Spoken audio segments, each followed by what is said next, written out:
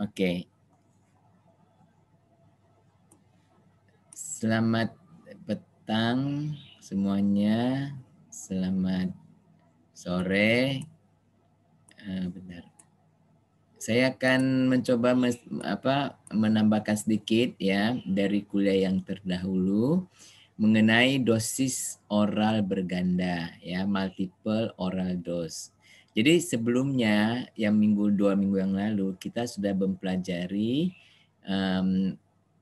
bagaimana menghitung konsentrasi oral ya, yang dimana kita harus memasukkan Ka dan K ya. Ka konstanta absorpsi, kemudian K konstanta eliminasi ya. Nah, itu hanya single dose, hanya satu dosis aja.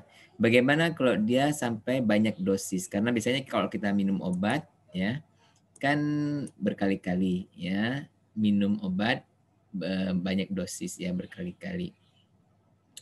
Jadi kalau dosisnya berganda ya, jadi multiple dose ya, dia akan naik seperti IV juga ya. Dia akan selalu naik sampai di sini dia mencapai apa yang disebut apa? Steady state ya, steady state. Kalau bahasa Indonesia disebut di buku-buku Indonesia itu dalam keadaan apa? Tunak ya. Saya juga nggak tahu apa itu artinya tunak ya. Yang saya tahu sih tanak nasi ya, tunak aku nggak tahu. Tapi itulah istilah yang dipakai di Indonesia, tunak ya. Dalam keadaan steady state atau tunak ya, dia tidak akan berubah lagi peaknya itu ya, dia akan hampir sama ya. Nah, disinilah dia. Nah, sekarang bagaimana kita mengetahui ini Tmax sama konsentrasinya, puncaknya ya. Nah, itu yang kita pelajari sekarang, di mana CP multiple dosis SS artinya pada steady state ya, adalah sama dengan CP single dose ya, dosis 1 single dose. Nanti saya pakai ini dulu ya. Dosis single dose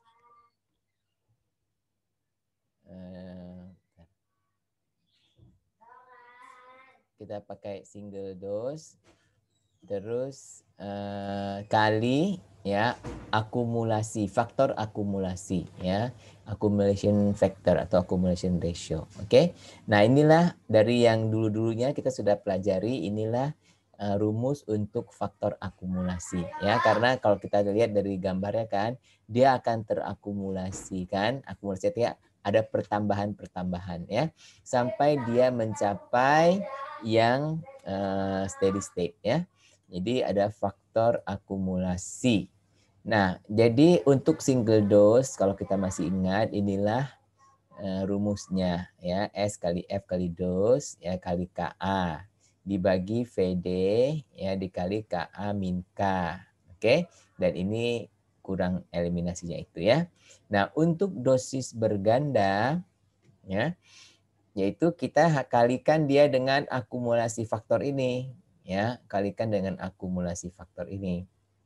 Nanti kalau kita buka ya, jadi karena akumulasi faktor ini dia harus juga kita tambahkan Ka-nya di sini ya, minus Ka ya.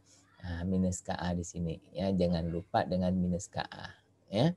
Nah, kemudian ini kita sudah ada rumusnya. Jadi di situ kita bisa dapatkan CPSS ya. Nah, jika semua variabel tidak berubah, maka pencapaian keadaan tunak yang saya bilang itu ya, CSS average, hanya bergantung pada beberapa kali obat diberikan.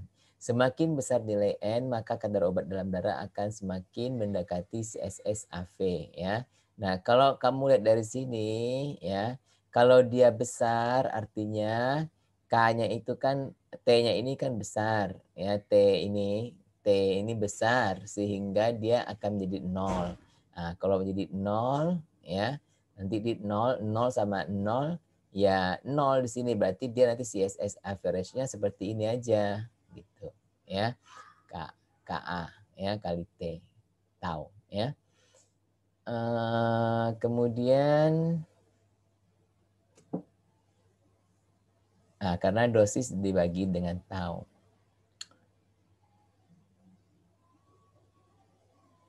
Pada keadaan steady state ya, kadar obat maksimum dan minimum dapat dicari ya dengan persamaan ini. Ya, dapat dicari dengan persamaan ini, ya rumus ini. Gitu ya. Ini yang max ya. Karena max itu KT-nya Tmax.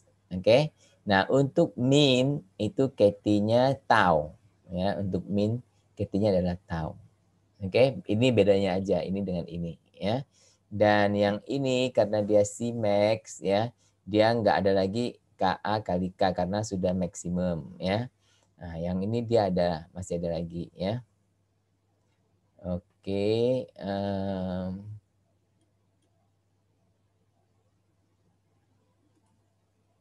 oke ini saja untuk yang